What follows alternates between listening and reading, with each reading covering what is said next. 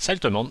Dans cette vidéo-là, je voudrais répondre à une question que j'ai reçue par courriel qui demandait si on pouvait considérer que la température de stagnation à l'entrée puis à la sortie soit d'un diffuseur qui est convergent, c'est lui en haut, ou sinon, quand c'est divergent, on appelle ça une tuyère. En gros, la question c'était est-ce qu'on peut considérer que les températures de stagnation sont égales? Puis la réponse à cette question-là, c'est oui. On en a parlé dans le TP, mais je me suis dit que dans cette vidéo-là, ben, j'allais peut-être expliquer un tout petit peu pourquoi. Je ne ferai pas la démonstration complète, mais c'est peut-être juste pour vous donner une, euh, une intuition de pourquoi est-ce que ça c'est vrai. Je vais juste commencer par noter la direction de l'écoulement dans le diffuseur. On passe d'une aire de section qui est grande à une aire de section qui est petite. Ça va faire augmenter la vitesse de l'écoulement. Puis, je vais simplement le noter là. La vitesse en 1, elle est plus petite que la vitesse en 2. Puis ça, c'est causé par la conservation de la masse.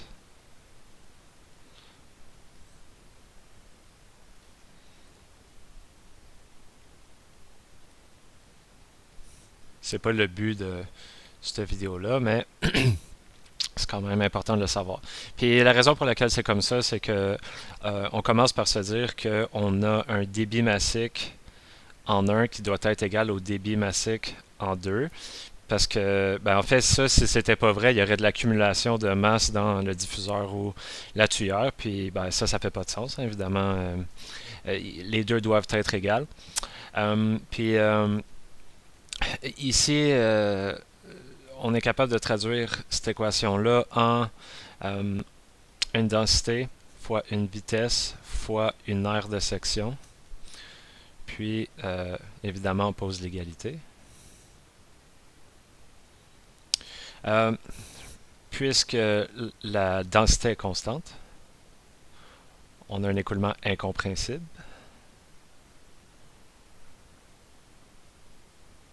Est égal à une constante.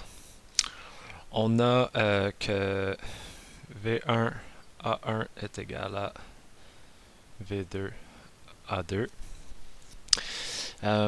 Puis ça veut simplement dire que si on a l'air qui diminue pour que ça reste constant, on doit avoir une vitesse qui est plus grande pour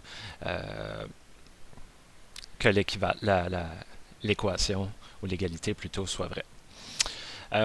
OK, ça c'est pour commencer. Ensuite de ça, il y a une autre affaire qu'on doit savoir, c'est que l'air qui passe dans un diffuseur ou dans une tuyère, là, ça va vraiment rapidement. Puis ça, ce que ça fait, c'est que d'un point de vue transfert de chaleur, là, quand l'écoulement est très rapide, souvent ça a tendance à augmenter les coefficients de transfert, puis on a un transfert de chaleur qui est important. Mais la chose qui est la plus importante pour un transfert de chaleur, c'est d'avoir un écoulement turbulent. Puis la raison pour laquelle c'est comme ça, c'est que les particules, il y a beaucoup de brassage quand il y a de la turbulence, puis ça permet un échange thermique avec la surface qui est plus important que si on a un écoulement laminaire. C'est sûr que les diffuseurs puis les tuyères sur une turbine en gaz là, sont conçus pour avoir des écoulements laminaires parce qu'on ne voudrait pas avoir une augmentation de la traînée qui augmenterait les coûts de consommation de carburant d'un avion là, énormément. Et donc, on se retrouve dans une situation où est-ce qu'on a un écoulement qui est très rapide, puis qui est laminaire. Et donc, on considère que les transferts de chaleur sont nuls. Donc, si on regarde ça d'un point de vue de la première équation, ou la première loi plutôt de la thermo, là, qui dit que la variation d'énergie interne est égale à la chaleur apportée moins le travail, ou plutôt les échanges de chaleur euh, moins les échanges de travail entre le milieu et le système. Ça, on est capable de réécrire ça sous forme différentielle, puis de dire que c'est dQ plus dW, où est-ce que dQ est égal à 0. Et donc, voilà, il n'y a pas d'échange de chaleur. Là, ça nous laisse avec une équation qui est pas étrange, là, mais il n'y a pas grand-chose qu'on peut faire avec, mais c'est important de le savoir que puisqu'il n'y a pas d'échange de chaleur, ça a des conséquences en fait qu'on va voir dans pas trop longtemps. OK, ça c'est dit. Maintenant, on va regarder sur une ligne de courant. Si on regarde par exemple ici, là, puis on applique la loi de Bernoulli, ou simplement on fait une équivalence d'énergie totale sur ce qu'on appelle une ligne de courant, ou en anglais, vous allez souvent voir streamline. Puis ça correspond au parcours que suit une particule d'air au fil du temps. Donc, si on fait une balance d'énergie à l'étape 1 ou l'étage 1, étage 2, ou 6 et 7, là, ça c'est la nomenclature d'une turbine à gaz. C'est la même chose pour une tuyère qu'un diffuseur. Mais en gros, ce qu'on va faire, c'est que on va se dire que l'énergie totale en 1 est égale à l'énergie totale en 2. En gros, ce que ça veut dire, c'est si par exemple on a de l'énergie cinétique, puis on a un ralentissement d'énergie cinétique, cette énergie-là, il faut qu'elle soit convertie sous une autre forme. Puis cette forme-là, souvent, ça va être soit la pression ou un changement d'énergie potentielle. Fait que ça, on va réécrire ça dans un format plus intelligible. On va y aller avec, premièrement, l'énergie cinétique. L'énergie totale, c'est l'énergie cinétique en 1, plus l'énergie potentielle en 1, plus, là, je vais appeler ça l'énergie de pression, l'énergie de pression. Mais c'est comme une forme d'énergie potentielle. Puis ça aussi, c'est en 1. Puis on va dire que ça, c'est égal à la même chose, mais en 2. L'énergie potentielle en 2, plus l'énergie de la pression en 2. Parfait. Là, l'énergie potentielle, on sait que c'est égal à la masse fois la constante de gravité terrestre, ou peu importe, fois la hauteur. Il n'y a pas de changement d'auteur ici. Hein. Si on prend un référentiel quelconque, là, la hauteur de la particule d'air sur sa ligne de courant, ça ne change pas. Donc, l'énergie potentielle, c'est simplement égal à 0. En fait, non, ça, c'est pas exact. C'est-à-dire que l'énergie potentielle, elle est constante. Donc, quand on fait sa soustraction, ça donne 0. Donc, pour être plus juste, là, ce que je vais faire, c'est que je vais dire que si on fait une soustraction de ces deux-là, on est capable de dire que ça donne 0. Et donc, on va se retrouver avec l'énergie cinétique en 1, plus l'énergie de la pression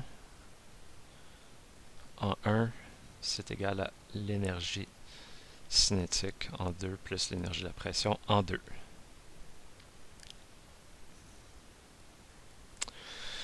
OK. Fait que, qu'est-ce qu'on fait avec ça? Premièrement, ce qu'on va faire, c'est que on va utiliser la loi des gaz parfaits pour faire quelque chose d'utile. Puis, cette chose-là, c'est qu'on va réécrire l'équation des gaz parfaits sous une forme un petit peu plus utile. Ça va être que la pression multipliée par le volume est égale au nombre de moles fois la constante des gaz fois la température. Une autre forme de ça, c'est en divisant le nombre de moles par le volume, ça nous donne une densité. Donc on va avoir simplement que P est égal à ρ R T. Puis on va simplement écrire ça sous la forme d'une constante. On va juste dire que c'est C fois T. Puis ça, c'est juste pour les besoins d'illustration par la suite. Ce que je vais montrer avec ça, c'est que là, peut-être que ce serait plus utile d'avoir la température. Fait qu'on va juste isoler la température. On va dire que T, c'est égal à C. On peut rajouter des indices, là. C 2 fois P. Puis ça, ce que ça nous dit, c'est que si la pression baisse, puis que ça, C2, c'est une constante, ben à ce moment-là, la température, elle doit monter. Si ça, c'est... On va mettre une petite étoile ici, là, parce qu'on va se servir de ce raisonnement-là un petit peu plus loin. Donc, si on réécrit l'énergie totale, la forme d'énergie... OK, ben, l'énergie cinétique. Ben, ça, c'est pas bien compliqué. Dans ce cas-ci, dans la forme sous laquelle j'ai utilisé l'équation de Bernoulli, l'énergie cinétique, elle se présente sous la forme de 1 demi ρ fois la vitesse au carré. Ensuite de ça, l'énergie de pression, elle se présente sous la forme de pression directement. Ensuite de ça, on pose l'égalité. C'est la même chose du côté droit.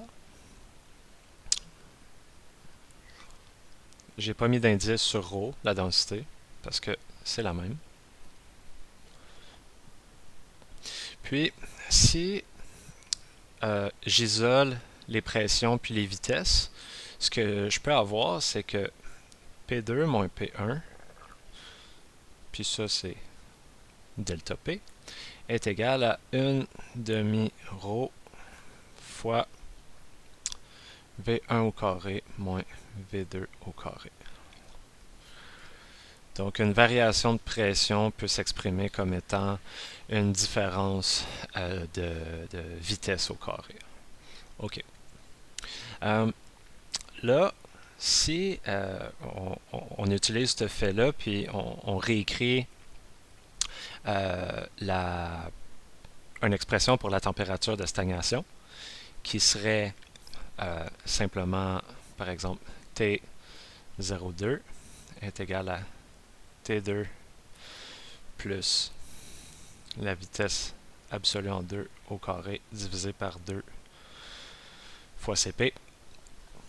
On peut noter que si on regarde plutôt une variation de pression comme étant une variation de température, ce que ça nous permet de faire, c'est de dire que si moi je prends cette expression-là, puis je dis que T2 moins T1, c'est égal à, on va mettre une certaine constante, on va dire C2 P2 moins C1 P1, ben, je peux avoir un delta de température qui est proportionnel à des constantes multipliées par des pressions.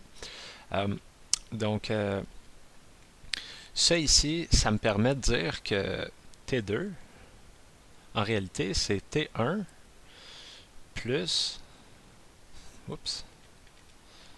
C2 P2 plus C1 P1. Là, n'oubliez pas, le C, c'est simplement ρ puis multiplié par R.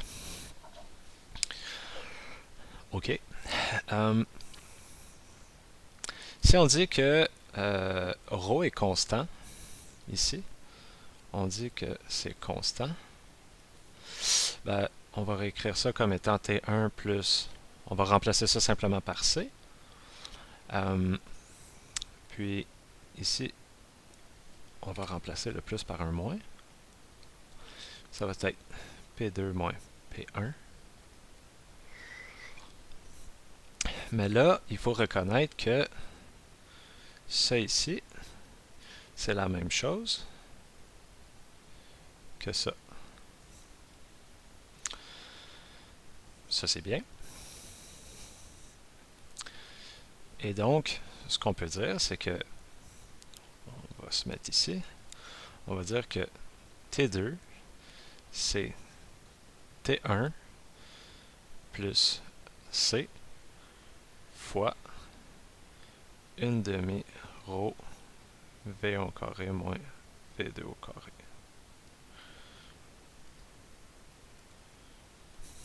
Je vais tasser ça un tout petit peu.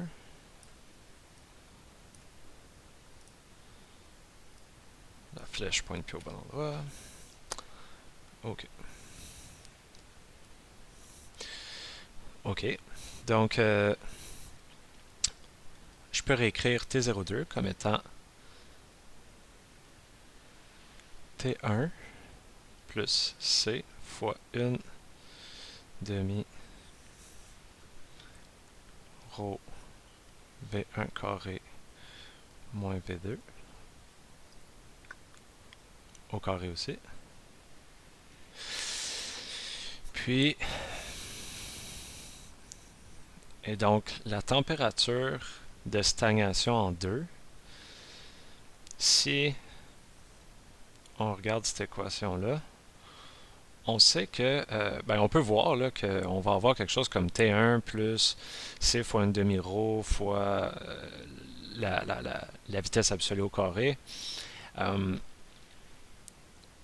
que c'est la température de stagnation en 1 qui va sortir. Et donc, ça vient du fait que on a dit qu'on n'avait pas de changement d'énergie potentielle. Donc, quand on les soustrait d'un bord puis de l'autre, on se ramasse avec 0. La pression, elle change. Puis, l'énergie cinétique, elle change. Fait que ça nous a amené à exprimer une variation de pression en fonction d'une variation de vitesse. Puis, vu que la température de stagnation est aussi une fonction de la vitesse, on est capable de remplacer la température statique par la température statique à laquelle on va additionner un changement de vitesse. Ça, c'est utile parce que justement, on est capable de voir que ici, T02 peut être égal à T01. On va laisser ça là, mais c'est simplement pour vous donner une intuition là, de pourquoi est-ce que ça c'est vrai. Donc, j'espère que ça clarifie la question. Puis, on va se voir dans la prochaine vidéo, parce qu'on va faire une petite correction sur l'exercice 5.4. Merci.